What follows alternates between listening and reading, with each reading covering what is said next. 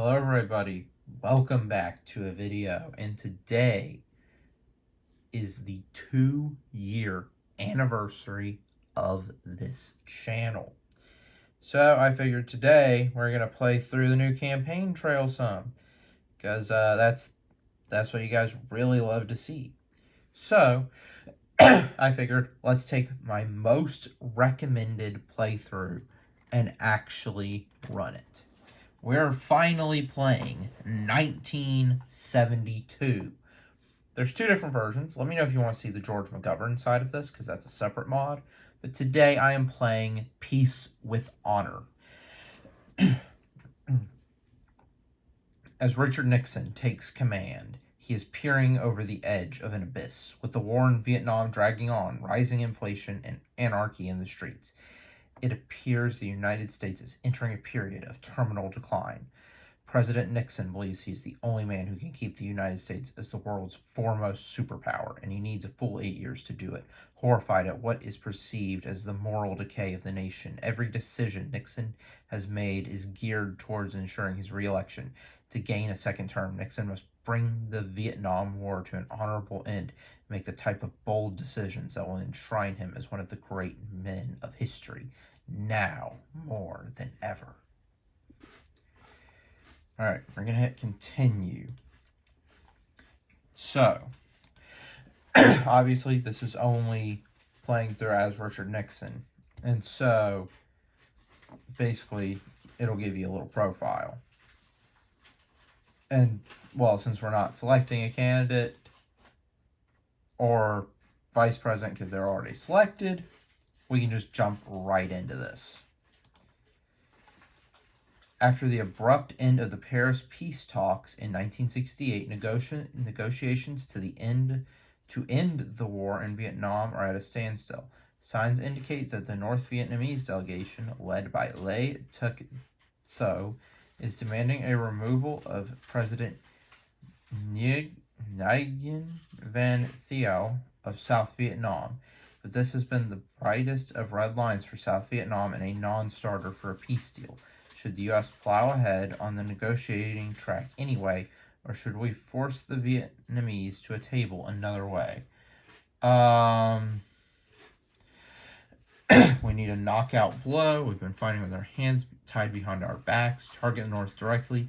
Use the B-52s, mine the harbors, launch massive ground incursions across the border, maybe the nuclear bomb. I just want to think big. Or keep some lines open, put out a statement about how the United States has not persevered all this way just to reverse course.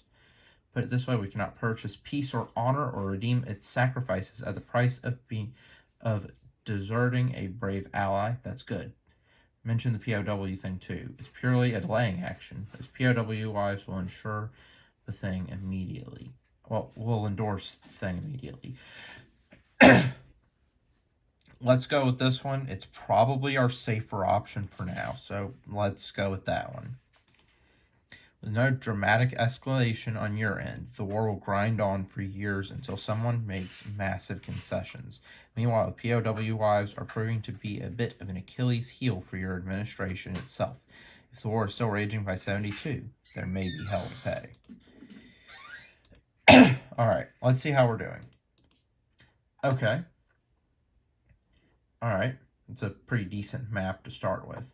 North Vietnam isn't backing down, and 500,000 U.S. troops are still in Vietnam.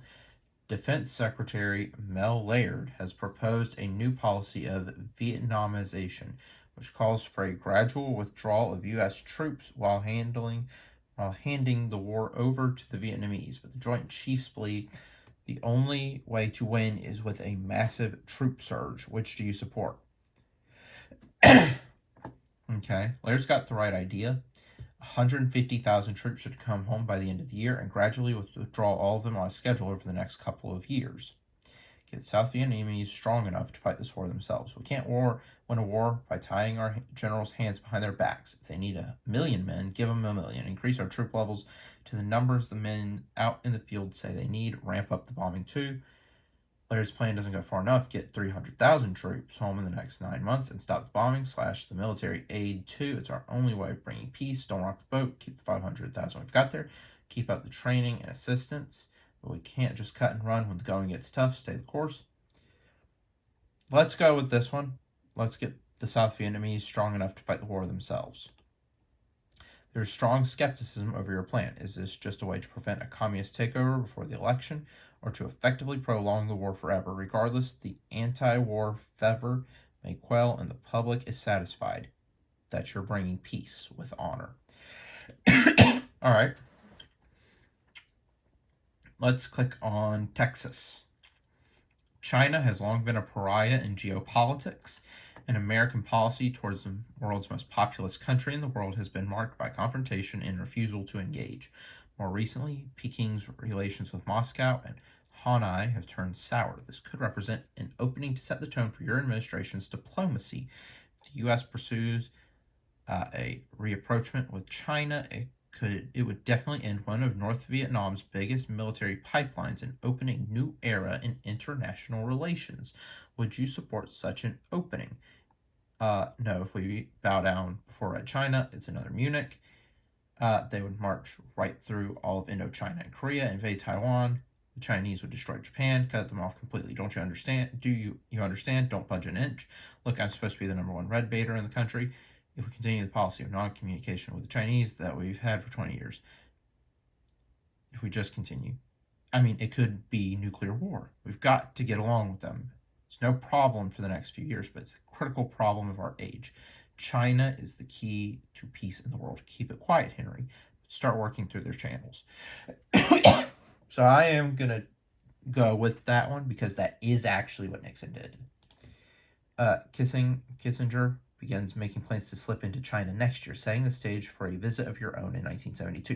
If you pull this off, it would be the greatest breakthrough in foreign affairs of a generation. It would completely blindside your enemies. Okay, it's April 1970, and since you authorized secret carpet bombing the Ho Chi Minh Trail along the Cambodian border last year, the Viet Cong has gone deeper into Cambodian territory, threatening the American-backed leader Lon Nol. With B-52s unable to go further without revealing covert bombing, what actions will you authorize towards a small country? Let's see, how are we doing? Okay.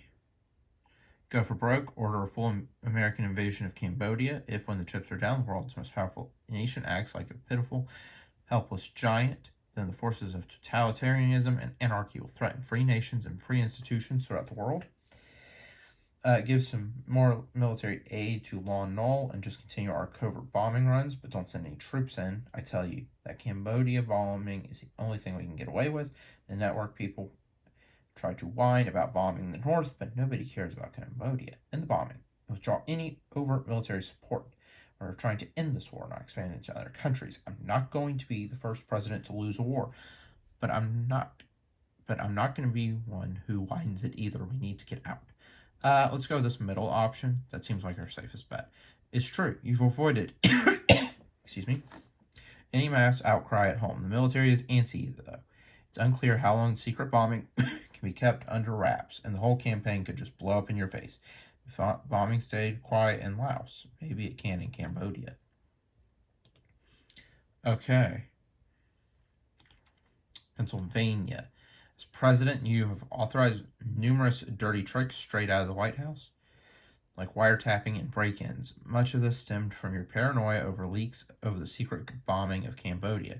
Among those targeted by the White House plumbers have been Daniel Ellsberg, leaker of the Pentagon Papers, and his psychiatrist. With Democratic primaries fast approaching, do you want to direct a campaign to sabotage the stronger candidates in the field? We've got to get Muskie, Humphrey, and Kennedy, out on a limb on some of these critical issues. Send in mailings out in New Hampshire, confuse everybody, put out some letters saying they were written by Muskie, things like that. Put them through the ringer. No, we're way up. Whether I face some dumb fool like Muskie in November, there's bigger things to focus on. All those men are ex-CIA anyway. They should be going after bigger fish. I feel like this is going to be a big turning point. Because if we sabotage them, we're probably going to get George McGovern.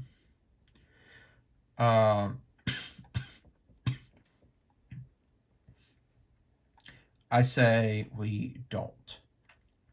Let's see what this goes. But at the same time, it would be more fun for the game.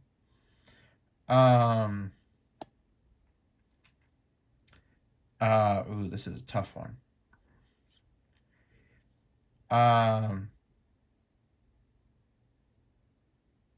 Yes, we're going to do it. There are a complicated series of cutouts involving Attorney General John Mitchell. The campaign is well underway. With the field cleared of the most formidable candidates, you should have no trouble walloping whichever poor soul gets the nomination in Miami. Actions taken by left-wing radicals like the Weather Underground have left the intelligence community scrambling.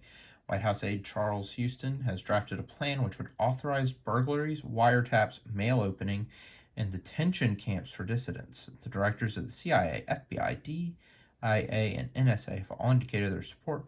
The only holdout is legendary FBI Director J. Edgar Hoover. Should we go forward with this plan? No, we've got enough problems already. I'm not going to set up Dachu in the Bay Area. Listen, the boys that are on the college campuses today are the luckiest people in the world, going to the greatest universities. I'm sure they're scared. I was when I was there. Do it now. I'll see Hoover personally and convince him we can't tolerate this anarchy anymore. They're tearing the country apart. One day we will get them. We'll get them on the ground where we want them. We'll stick our heels in, step on them. Henry knows what I mean. Get them on the floor and crush them. Show no mercy, John, right? Try to talk some sense into Hoover. But if he stays firm, we can drop the whole thing. We'll find other ways of going after these bums. You see them, blowing up the campuses. Bums is too kind of a word. Let's go with this one. Hoover stands firm and the plan is quietly dropped. But a series of escalating attacks from radical groups, culminating in the bombing of a bathroom in the U.S. Capitol, forces Hoover's plan hand, authorizing many of the key planks anyway. Okay. Another casualty has been the American economy. Another casualty of the Vietnam War has been the American economy. Enormous budget deficits and the Federal Reserve's policies have contributed to rising inflation, with the rate for 1971 at 5.75. At a meeting in Camp David, the ball is in your court. Being mindful of the low unemployment rate, what actions will you take to curb the growing inflation crisis? Get Connolly to squeeze him so the Fed rises interest rates. He keeps stalling, just force his hand. I know how these liberals in Congress are. I've seen them up close. You need to cut these pie in the sky bills to the bone. Slash all the spending on Johnson's programs. I don't care what economists think. What we have to do is win over the public, the middle Americans, starting a major public relations campaign called Whip Inflation Now. Encourage everyone to try cost-saving methods like carpooling and wearing sweaters instead of turning on the heat. Print tons of t-shirts and buttons with win on it. Congress just passed the whole wage and price freeze thing, didn't they? Tell Connolly to use it. He's got to get the inflation under control. Maybe it would win over some of those union men, too.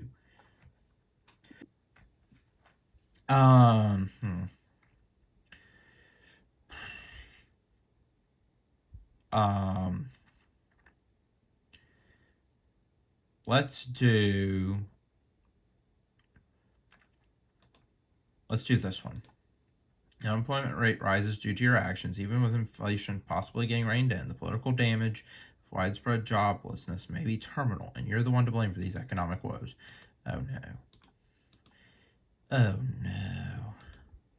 As part of the Bretton Woods Agreement, the U.S. dollar is pegged to gold and other currencies have a fixed exchange rate to the dollar. However, the Fed's policy has recently been to print excessive amounts of money due to the Vietnam War and Johnson's Great Society. This has overvalued the dollar, making imports cheap and exports expensive. Now there's a real risk of depleting the American gold reserves. Drastic action is called for. Are you willing to end the Bretton Woods system? Yes, I will direct Treasury Secretary Connolly to suspend convertibility of the dollar into gold. Time has come for exchange rates to be set straight and for the major nations to compete as equals. There's no need for the United States to compete with one hand tied behind her back. No closing the gold window would compound our crises, not solve them. Floating currencies are unstable. and this would surely spur on even worse inflationary periods down the line. We need to explore other methods before taking such dangerous actions. All right, we're going to go with this one. After several sleepless nights, your prime time of office speech makes waves. By making these bold actions which shook the system, you're putting on the appearance of taking extraordinary measures, even if nobody knows what the effects of this will be. Okay, and with that, we're back in the lead. Okay.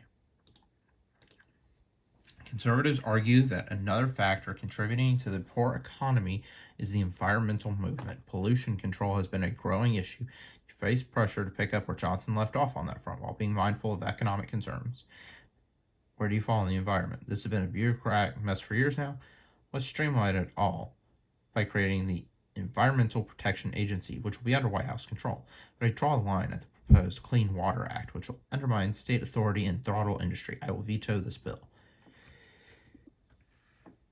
I'm not opposed to passing the Clean Water Act, and I'll evaluate further legislation closely.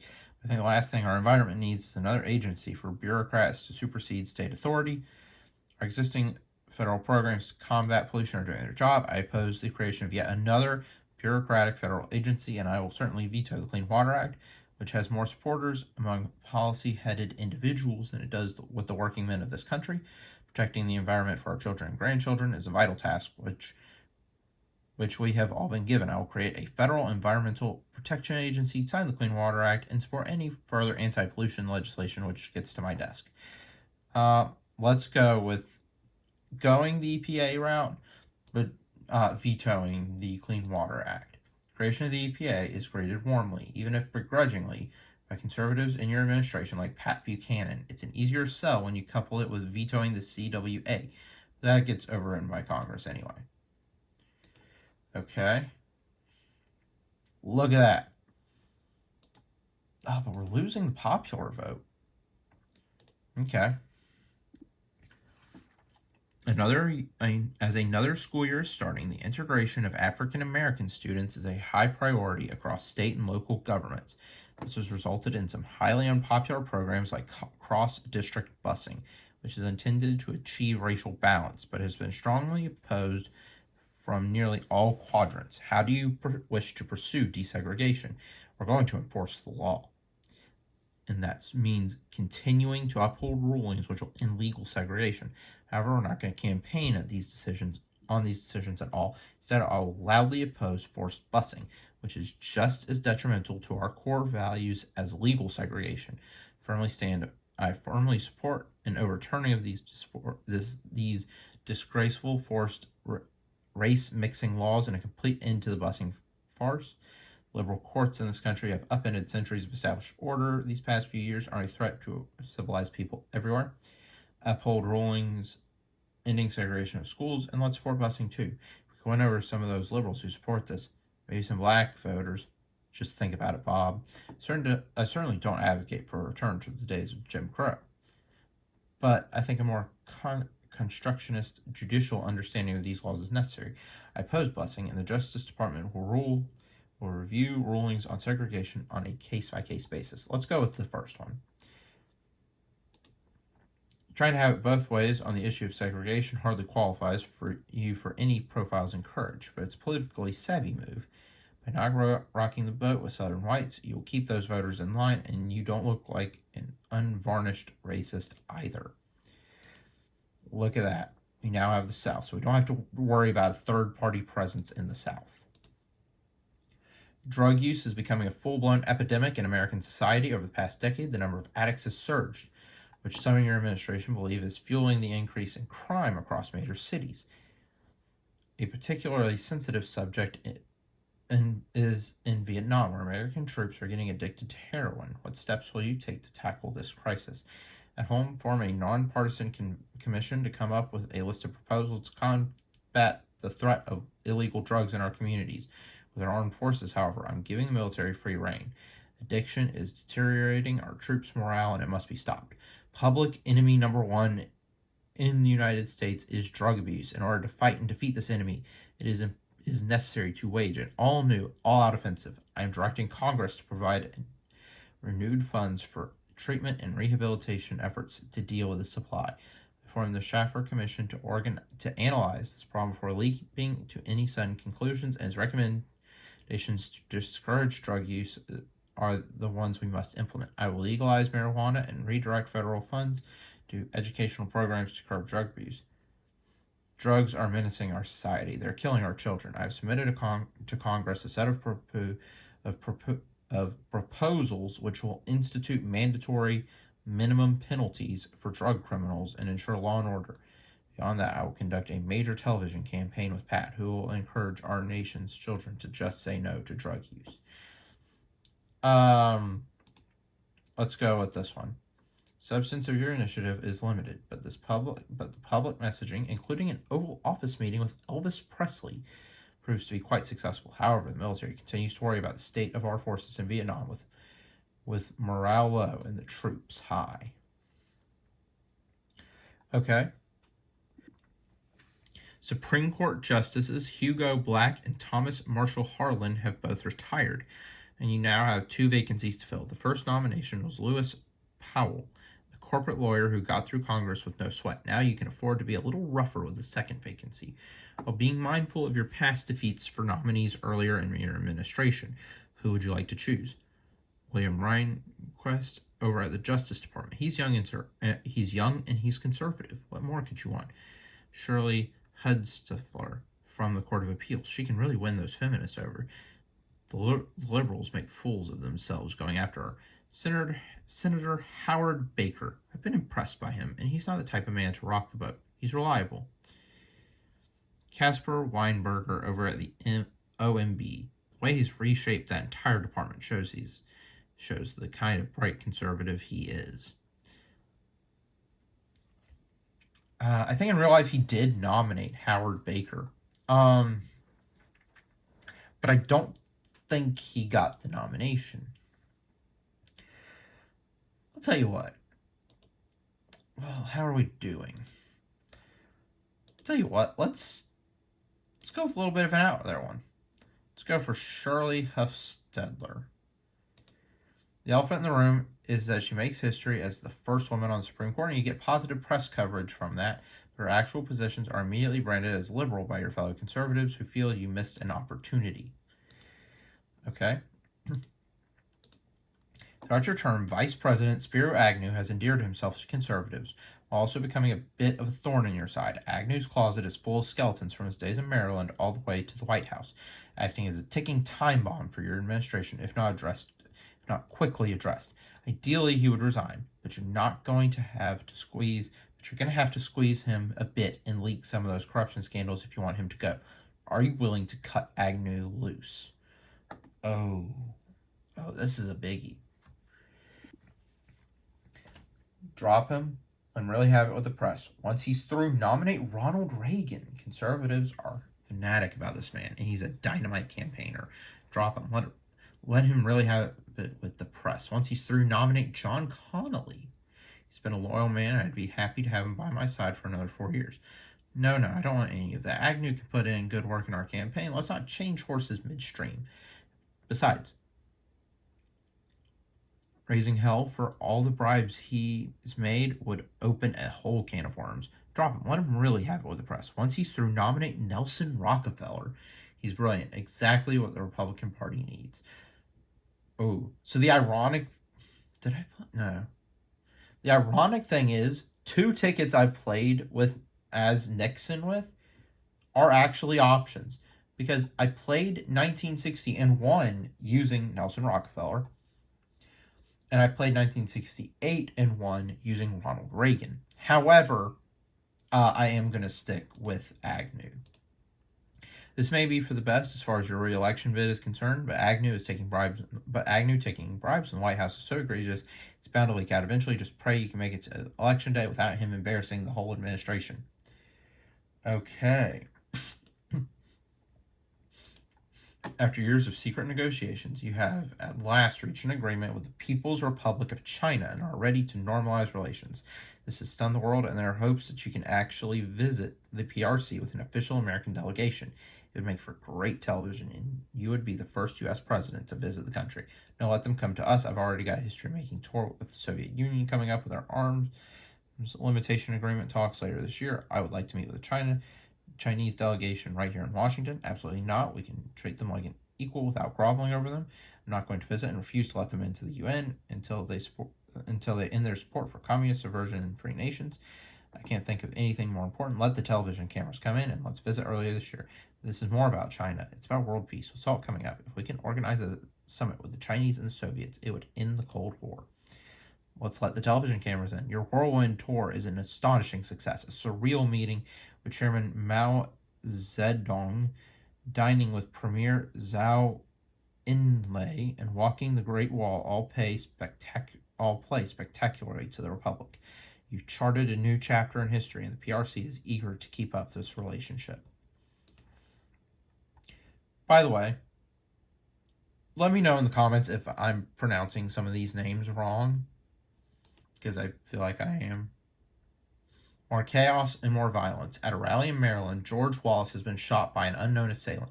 Wallace will recover, and the shooter is in custody. Meanwhile, White House aide Charles Colson has presented you with a stream of ideas about dirty tricks targeted against the enemy, including one about this gunman. Which do you want to authorize? All right, put the shooting on the left anyway. Keep the heat on them. Don't let us make the mistake that was made of the Kennedy thing. You don't realize the forces that could let loose in this, He was a demagogue, a hate monger, and he could let loose horrible forces. Kidnap Martha Mitchell. John is practically out of his mind with his wife gossiping to the press all the time. The left-wing columnists write down everything she ever says. Shut her up, and maybe we can get some peace around here. Get rid of Jack Anderson. Just get hold of him, and I want to hang him. If you want to get control of the leaks, start with him. If they don't have anyone to leak to, they wouldn't steal anything. Firebomb the Brookings Institution. You understand, when the Brookings safe cleared out, forget the shooting, and the papers in that vault are what matters. It's just like the Hiss case. I know what they're hiding.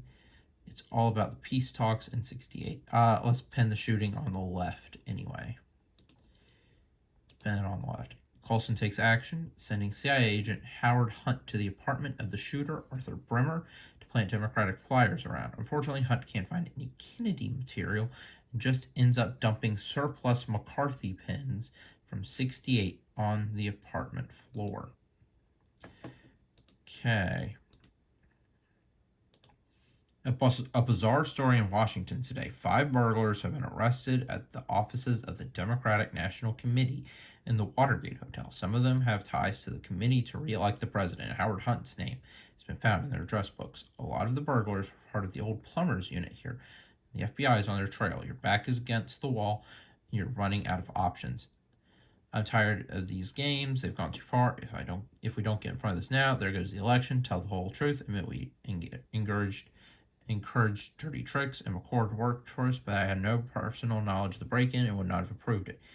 Get the CIA to tell the FBI to call off the whole thing. Say it's a CIA operation, Bob.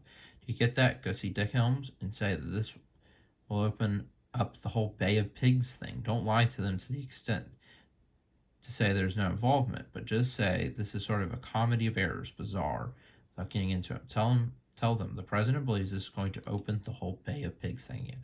Let's go with this one. Hunt's been with the CIA for decades, and he's been involved in all sorts of covert operations. So John Dean's idea to hold that over Helms' head to shut down the FBI investigations, break-ins may just work. It's not clear what you mean by the Bay of Pigs thing, though. After a long nominating process at the Democratic Convention in Miami, Dovish Senator George McGovern has won the nomination for president. Oh, this is going to be easy then.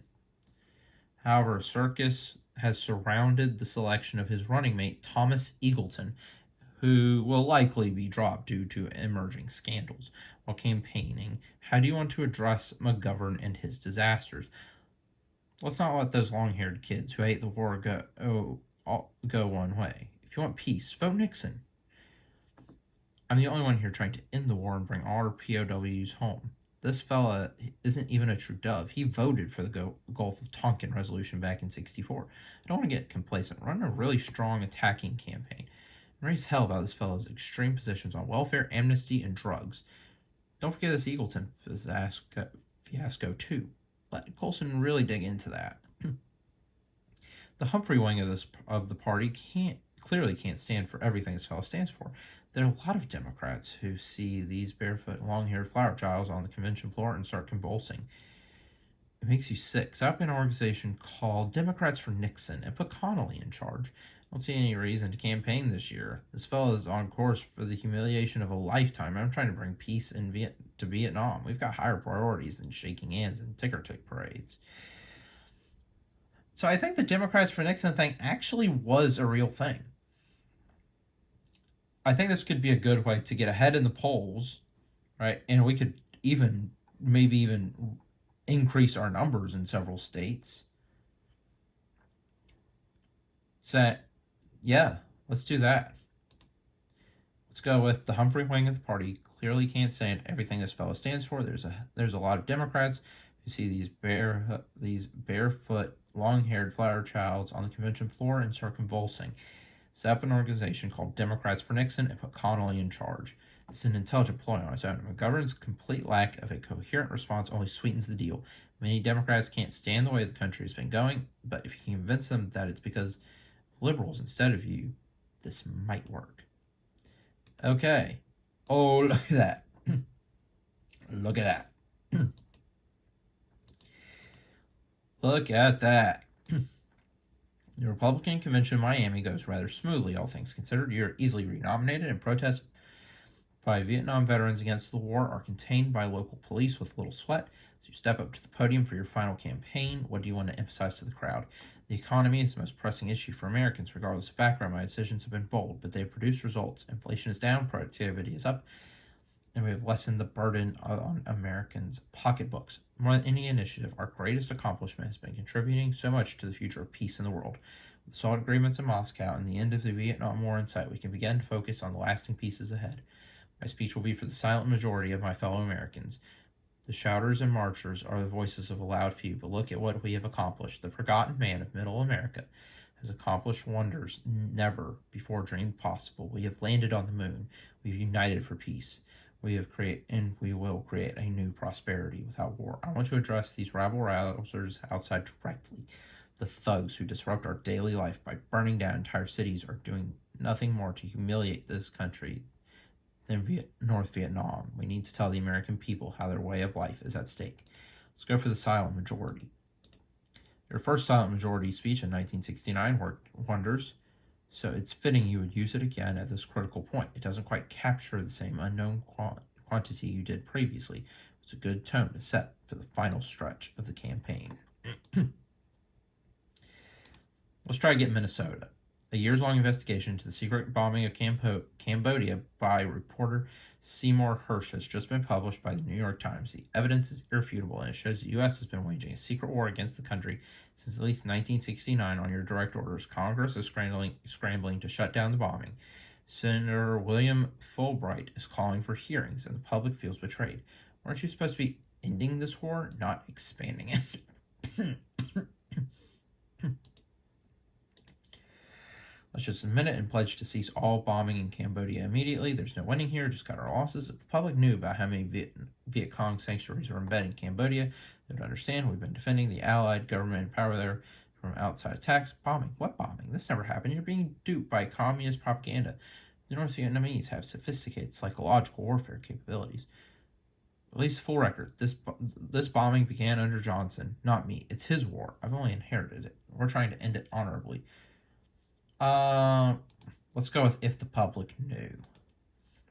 Lon Nol is an American ally, but Prince Sihanouk hardly was, and the bombings began under him. At an impassioned UN hearing, Sihanouk charges the U.S. government has committed war crimes in his country. Your defense fails to hold up. Okay. Former White House aides Howard Hunt and Gordon Liddy have been indicted for their role in the Watergate burglary in June. Just yesterday, the Washington Post, published a story by reporters Carl Bernstein and Bob Woodward claiming that Hunt was ordered by the White House to frame the left for the Wallace shooting. These are very serious charges. How do you respond? Just deny it. Don't bring any more attention this way. Deflect to other topics when it comes up. Talk about the improved economy, peace with honor, all of that. Just stick to it. Change the subject. They're out to kill us. After all I did, I wish they would just drop dead. You know what I mean, Bob? I want to get a hold of them and just make them shut up. You understand, Chuck? Attack the Post. It's just Ben Bradley sticking up for the Kennedys again. They're bitter left wing communists who hate the president. These reporters, they've gotten the story, were writing about health code violations in Washington 6 months ago. They're nobodies. Hunt's telling them at the Post everything. Get to him and find out what it would take to get silence. If it's a fee, we'll pay it. If he doesn't want to deal, we'll explore other alternatives.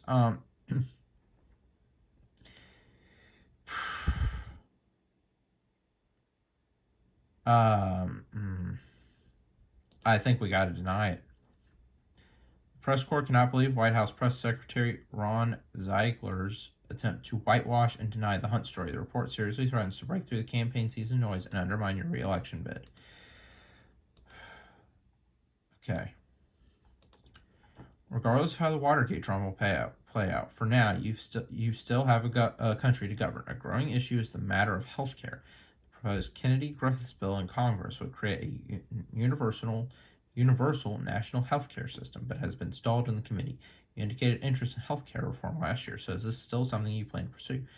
What's worth focusing on is how Senator Kennedy's bill would create a system of socialized medicine and cost billions of taxpayer dollars. Cannot think of something more ill-timed when we have done so much to get inflation under control. The Social Security amendments I will sign contain much-needed healthcare reform. They extend Medicare coverage to anyone who under 65 who has been severely disabled for 2 years. These are common-sense proposals which will do good and cost pennies. I will introduce a comprehensive healthcare reform plan of my own. My plan will require that all employers offer insurance to full-time employees, and it will expand coverage to the poor. It will ensure that doctors are incentivized to work for their patient, not the government or insurance companies. I'll sign the bill. Healthcare remains the great unfinished business of our society. Let us insist on real control over what doctors and hospitals can change. And let us resolve that the state of a family's health shall never depend on the size of a family's wealth. If health insurance is good enough for the president, it's good enough for you and every family in America. Let's talk about some amendments. Conservatives grumble over your quip on the actual cost, but these amendments are near unanimously supported, and signing them is an obvious move. The only issue is that healthcare reform there is so meager, don't expect the pressure to let up. Earlier this year, a proposed constitutional amendment called the Equal Rights Amendment was passed with wide bipartisan margins in the House and later the Senate. The amendment reads, "Equality of rights under the law shall not be denied or abridged by the United States or by any state on account of sex." Do you support the ERA? Completely. It should have been passed a long time ago. And to ensure its ratification, I will campaign heavily on the amendment everywhere I go. In the meantime, I will vigorously pursue other legislative protections to women's rights. Yes, I do. There's no real debate here. I look forward to seeing it ratified by the states shortly. Now, I oppose such an amendment. I think the so-called Equal Rights Amendment would open a Pandora's box. It could, in fact, deny women the advantages they have now. Let's just say there's no real debate here. It has virtually unanimous approval and seems destined to be ratified within the year. Your personal endorsement won't move the needle here one way or the other. Okay, South Dakota. One of the only domestic policies which has moved you has been welfare reform. Both parties agree the current system is a mess. Your failure to get your family assistance plan through Congress has shelved the issue. It created a negative income tax, but Democrats thought the income floor was too high. How would you like to handle How would you like to handle welfare now? We won't get any bipartisan approval, so let's try to mobilize real opposition to the inexcusable current system. Dig into the records and find outrageous cases of lowlifes abusing welfare. Let them do the rounds in the media. Once you've got the public mad, got the entire bureaucracy, and completely overhaul the payment system. The family assistance plan is sound. The only issue is the clowns in Washington. Tell Republican candidates down ballot to make this their crucial point. If we can get enough votes for this workfare plan, it will eliminate the bureaucratic waste and help millions of people get the assistance they actually need. Let's launch a new campaign to get it passed. I'll lower the income floor to get the stubborn senators on board. Just forget it. We failed with the workfare program, and Congress can't get anything done. Don't bring it now. Let's move on to other matters.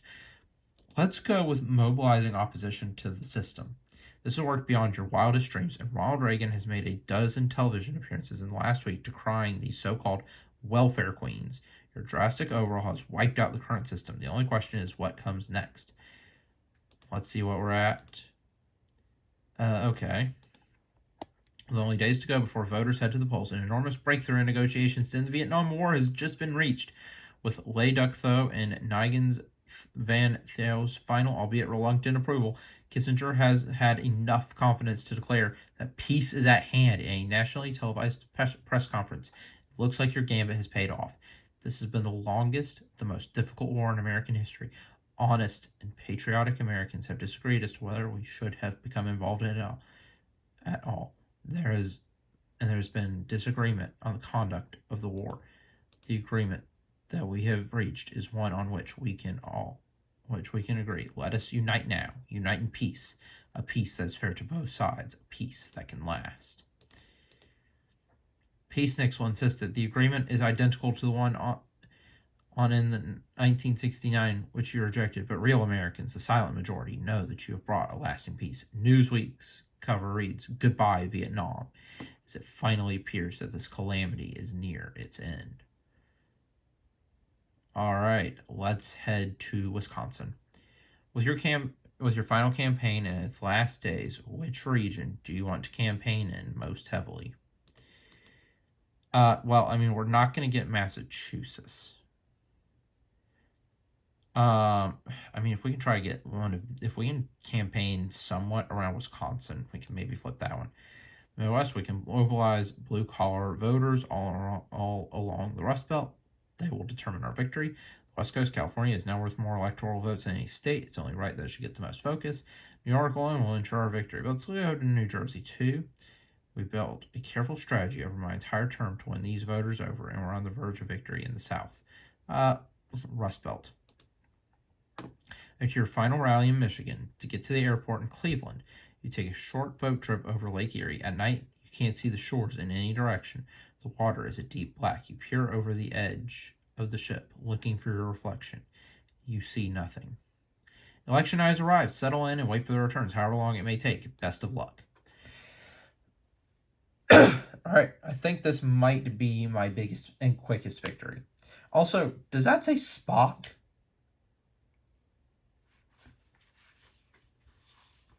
Okay.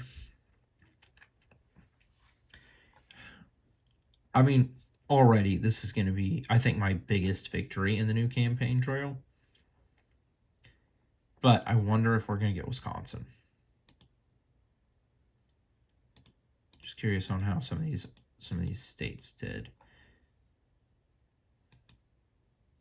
Yeah, we weren't going to win Massachusetts. All right. I mean, look, there you go. Congratulations, you won this year's election. Click OK to view the rest of the returns or skip straight to the final results. We hope you have a nice victory speech prepared for your supporters. Let's just keep watching this. I mean, why not? We're getting a landslide. Let's enjoy it. Okay, so we did worse than Nixon because obviously we lost Minnesota and South Dakota.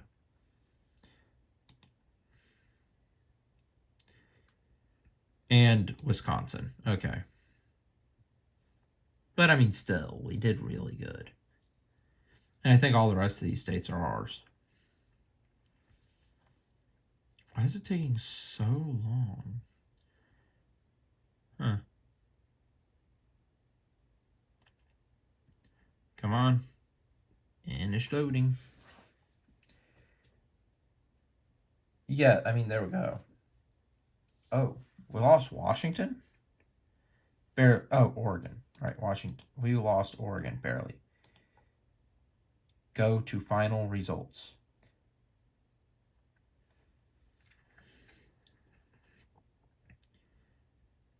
Oh.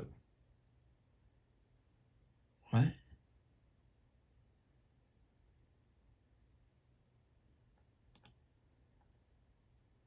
What?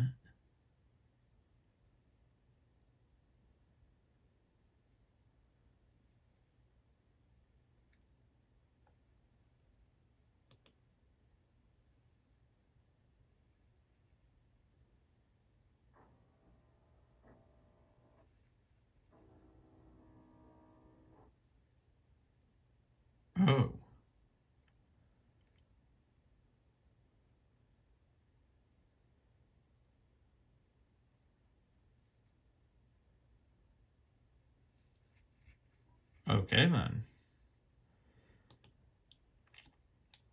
Yeah, I didn't expect, oh,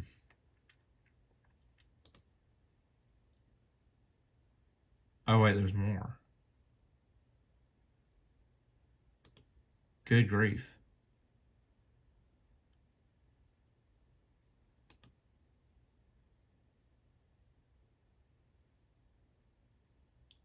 Oh, wait, that was a... Really?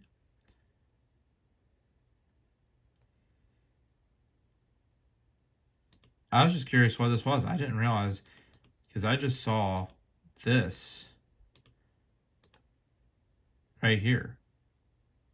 I figured you guys wouldn't want me to read it, but I didn't realize that, they were going to put a full... Oh, yeah, you guys can't see that. A Rolling Stone article. I mean, wow. But hey, we did it.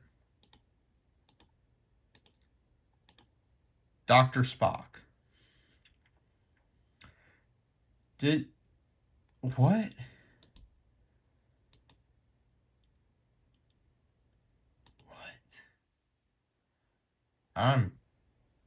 I'm confused by... Did the mod makers literally write in...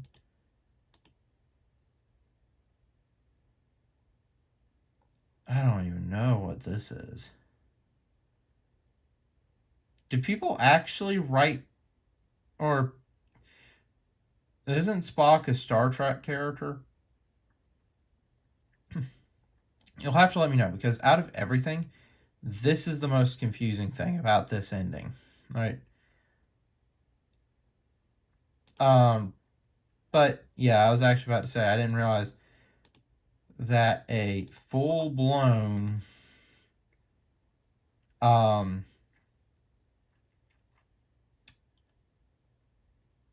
article here. And I know you guys don't want me to read a Rolling Stone article from 1994 to end this video, which is already almost 50 minutes long. So, yeah, this was a fun mod. I would recommend playing it. And let me know if you want to see other mods like this. I know there's a few other ones. I think it's American Carnage. Gotten a few recommendations to do that one. There's a 2012 one like this that I've seen that you can play through as Obama. There is a George W. Bush one where you can play through as Bush. So, out of those, actually, yeah, comment section.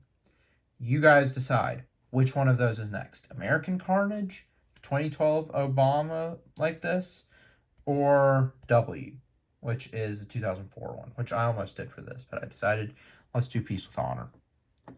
Anyway, that is it for this video. Like and subscribe. I will see you in the next one. And also, I hope you guys have enjoyed the past 2 years of this channel. Bye.